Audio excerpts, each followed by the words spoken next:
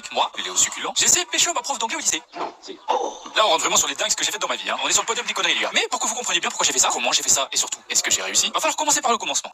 À 17 ans, tu commences à être très chaud, hein, t'as compris. Tu découvres deux nouvelles bonnes raisons de regarder scène de ménage. Oh les tétés! Et c'est dans ces conditions que j'ai vu notre nouvelle prof d'anglais. Les gars, une frappe intercontinentale avec des décolletés, mon pote, le truc c'était une piste d'avion. Et moi, j'avais envie d'apprendre à piloter. Le pire, c'est que c'était une classe avec que des mecs, donc forcément, ça accentue encore plus le truc, hein. Un sentiment de...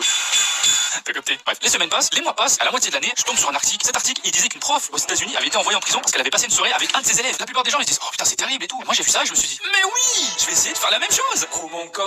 Et du coup, c'était comme une révélation parce qu'en fait, avant de lire cet article, j'ai jamais eu l'idée d'essayer de la pécho en fait. Pour la moitié de l'année, je me contentais de rêver en la regardant. Léo, everything's good? Je t'aime. Quoi?